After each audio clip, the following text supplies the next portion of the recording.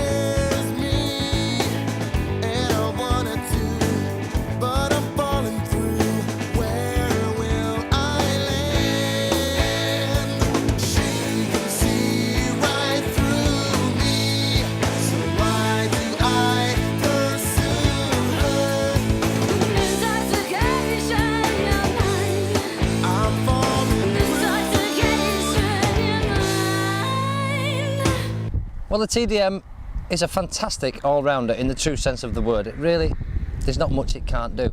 Apart from these rocks behind me, I mean, they're just a little bit over the top, hence the sweat on my forehead. I'll leave that to the experts, and I think I'll go and find a nice B-road. Paul! Paul! Hello? Hiya, mate. How are you? I don't believe. Hello.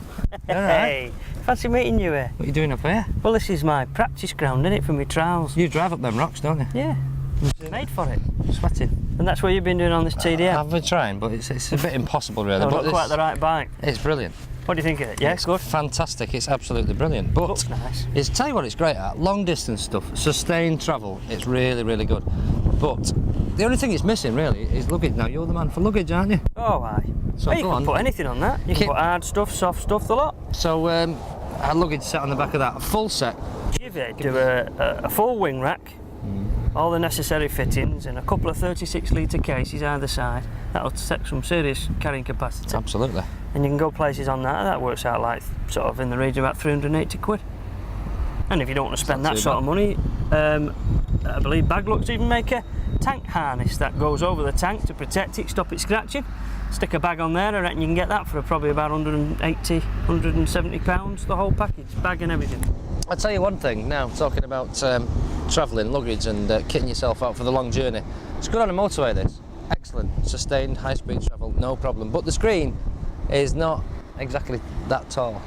So. Would be if I was sat behind it. Yeah, well, so, I mean, is there another screen for these? Oh yeah, there's a couple of companies produce taller and flip-up screens, you know.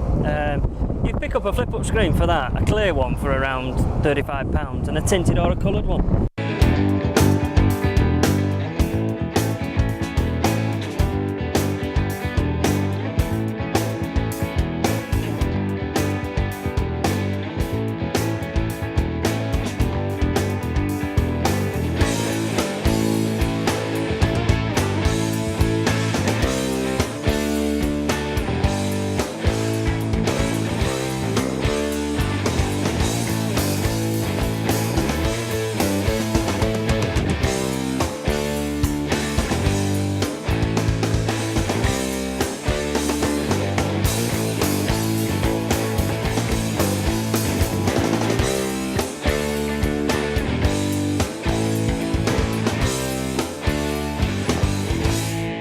I mean, the bike lends itself to a lot of nice bolt-on bits and pieces to give it individuality. Well, it doesn't need a lot. It's got that already, hasn't it? It's different, and it's starting to rain now. Well, I would ask for a go, but if it's raining, I'm sorry. Fair weather biker. Well, you get back to your picnic. All right then. And I'll go find a nice B road. Go and enjoy yourself, mate.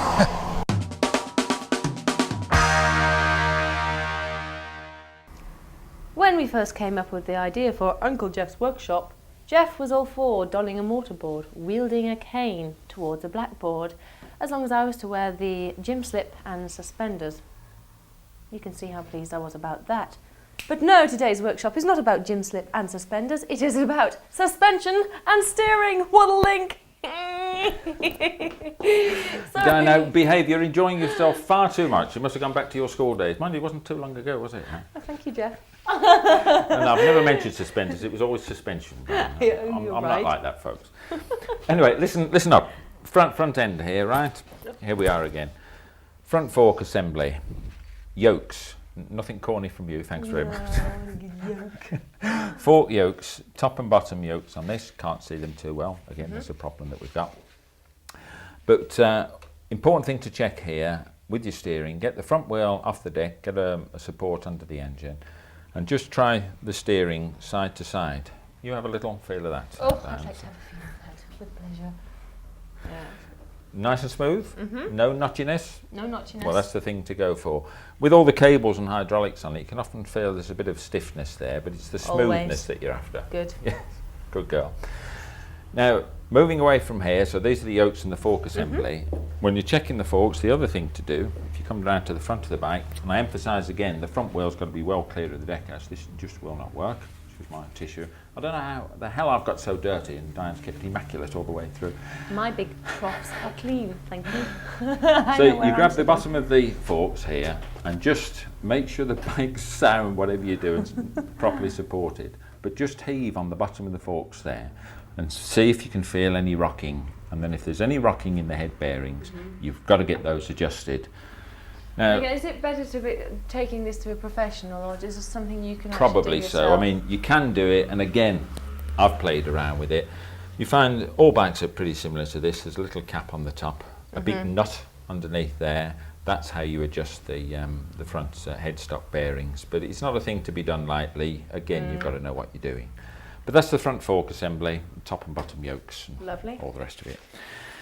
Now, when it comes on to the suspension part of it, probably best to come down to these components that I've nicely laid out for you. This conventional forks, these are called straightforward telescopic forks, and this is a leg off the Kawasaki as it happens. And you've got these main components. This is called the fork stanchion, that nice shiny bit there. This one, and this is off an old British bike. This is more like the modern bikes, very hefty stanchions. Lower fork leg as it's called. Fork seal to keep the hydraulic oil in and all the dirt out.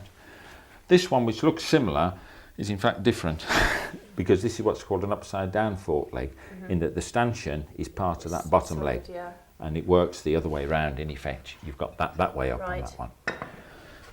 Now, when we come along to these smaller units, I've got those out to show you the effect of spring damping. Now, see this tiny little spring, you'll probably like this, won't you? Say, oh, isn't it sweet? Isn't that sweet, Jeff? But there's a tiny little spring. Now, if I held the bottom of that one and compressed it and then let go, it just shoots out. See that? It just expands too rapidly. No problem. Now, if you had that on your bike, you'd just be bouncing along as though you're on a pogo stick, absolutely hopeless. You have to slow down that compression and extension there with a bit of damping. And what do you think that is, damping? Well, they control it somehow with Yeah, a kind yeah, of very good. shock thing, absorber thing. Now, you probably recognise one of those. This is a shock absorber off an old twin shock bike. You've got the this lower leg assembly there, inside a piston rod, and there's the spring on the outside. And very briefly, what damage or what are we looking for on suspension that perhaps we can maintain, or what are the sort of things that we're looking at? Well, that's oil seal. Oh, you've seen it. I was saving that up for you, see. The oil seal is all important. That's keeping all the oil in there. There's a hell of a lot of load goes on front forks because all your braking force as well as the steering force is on there. And as you can see on this one, it's worn through the chromium plating there on the fork seal, and that will rip through the seal in no time at all, and you have oil spewing out. So you must examine the forks for oil leaks, and you'll start to see an oil mist on the outside of the fork leg, or if it gets worse, an actual dribble of oil down the side. Right. It's not hydraulic necessarily, well I hope it's not hydraulic. If it's ordinary oil out of the fork leg, it's coming out of the seal. You need to change the seals. Right. And look, again, it's better to get a professional to do that. Yes, it can be quite a hefty job. There's a lot of weight on these bikes. Now this rear suspension unit with the bottom leg, there's a little piston rod.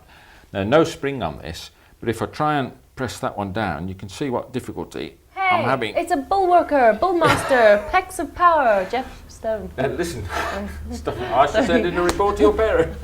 No, please, sir. Now that was on compression, so that's slowing the compression. Now this one's on rebound, as they say. So equally, it's stopping the spring bouncing out. So that's how you stop the spring bouncing up and down. Great.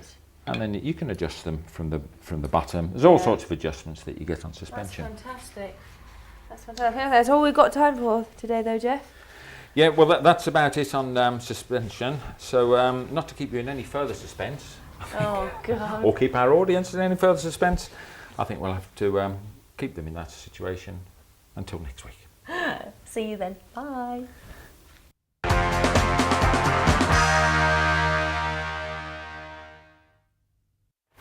Hello folks, Wayne here again on the subject of clothing and accessories. The only drawback with a motorcycle is the fact that you have no lid on. You have no cover over the top of you and you're exposed to the elements. So, as I come from a rainy city, Manchester, I thought we might just touch on the subject of waterproofs. These are one-piece suits and they come in fat ones with lots of quilting, they come in thin ones with no liner in at all that you can just slip over your leathers, all sorts of types. They should be sold to you as 100% waterproof. Some put subtle labels on, so you know. This particular one is 75 quid's worth. Has a nice quilt liner, so you could probably wear this without having to bother about leathers underneath or anything extra warm. This will do the commuter ideally, or even somebody going to the office and want to wear his whistle and flute underneath, and he'll look very smart with that covering up and keeping him warm and dry. This Furigan suit from France has got a liner in it, but it's quite a lightweight liner. In fact, it's just like a second piece of nylon. And the aim with this suit is the nylon just gives you the extra warmth without the thickness and being too warm perhaps. It's also going to protect all the linings and the seam welds and the taped area. So on a long-term basis, this will probably last 3 or 4 times longer than some of the lighter unlined ones. This will cost about £80 and done in these lovely subtle colours. You'll see you when you're coming. This is a bit in between. He doesn't know whether it wants to be a thick heavy quilt suit or whether it wants to be a lightweight suit, because underneath this exterior, oh what a lovely sound of it, Velcro opening. It comes with all motorcycle clothing, Velcro. That just sounds like the tent opening on your holidays. That is a thick heavy quilt liner for winter, but you can see from the zip here, that is also removable and you've got a light summer suit. So excellent value for money. Sells at around £100 and really it'll do you all year round. In the summer for when it just rains and drizzles, and in the winter when you want to keep warm as well as dry. This is your Belstaff Dry Biker. And this is one of the full piece suits, one piece suit, packed away in a little pouch that you can stick round your waist when you don't need it. They do it in a one piece version and a 2-piece version, black or multicolours, and they're just about 55 quid. Excellent value for money. Most of these suits pack away. This one here, behind the bag, that packs away in its own pouch as well, and I'm just going to slip this on just to go out into the rainy city of Manchester. So here I am now, ready to brave the Manchester rainy weather in my waterproof suit. Took me no time at all to get into. Hello, Paul. Hey, Wayne. Oh, I'll tell you what. Looking very smart. Water, Wayne. not a problem. This suit is 100% waterproof. Will not let a drop of water through. Well protected, eh? Yep, not a problem. You're not going to get wet. Brave the Manchester weather. Go for it, Paul. I feel a nosebleed coming on. In actual fact, I think it's going to be yours. It's a beautiful sunny day and we're outside the National Motorcycle Museum at Bickenhill, which is just outside Birmingham. Today we're going to have a look at Triumphs and the beginnings of Triumphs in this museum, which in fact is a microcosm of the British motorcycle industry. But we haven't got time to look at the whole industry, we have got time to look at Triumphs, and I'll take you on a little time trip, and we'll start off with the very first Triumph, a 1902. The original Triumph name goes back to 1884, when a young German, Siegfried Bettmann, founded the Triumph Company in London. In those days he was specialising in import and export of virtually anything and everything. But he recognised that there was a start of a craze in bicycles, and in 1889 he made his first bicycle. But in 1902 he made his first motorcycle, and this is it. If you're old enough, you can recognise the front brake here as being the centre pull type with rod operated from the handlebars pulling up on the rim. The rear brake is a hub operated brake, a back pedalling one. You just pedal backwards or held it backwards, and that will slowly slow the back wheel down with a little bit of luck. Another bicycle part or parts are the pedals. You could actually propel yourself along with the pedals, even though it's a heavy old bicycle, but you also use them to start the machine in the first place. And here's something that you don't get on modern machines of any description. This little gadget here, you actually poured neat petrol in this little top. Just look at that, all nickel plated. Neat fuel in there, close the top, opened it up, and you got a neat dose of fuel straight on top of the piston. Then away you went, pedalling like mad. There was a minor explosion inside, and if you got it all right, the thing could actually burst into life, and off you'd go. Just look at these controls as well. For the little carburettor here, nickel plated linkage. And look at these little levers. They've got ratchets on the back. Didn't have a twist grip or any lever on the bars. You just had to take your hand off the bars. Listen to that. Adjust that. You could probably count the number of clicks and decide whether you wanted to do 3 miles an hour or 30 miles an hour. 30 miles an hour would be very adventurous, I reckon. Equally on the other side, this little lever, this controls not only a decompressor on the exhaust valve, but also the ignition timing. And wherever you see it, nickel plated fittings here, there and everywhere. Now there was no automatic oil feed in these days, but what you did have was an oil tank in here, and then this little plunger pump. And you'd actually open the valve and pump up the oil pressure, and you'd have to do that regularly or woe betide you, you'd have the engine seizing up. So there was a manual input, something else to think of at the time. Now coming round to the lights, these are pre-oxyacetylene lights. These are actually oil lamps from the carriage days, would you believe? And so you have to make sure you kept your wick well trimmed.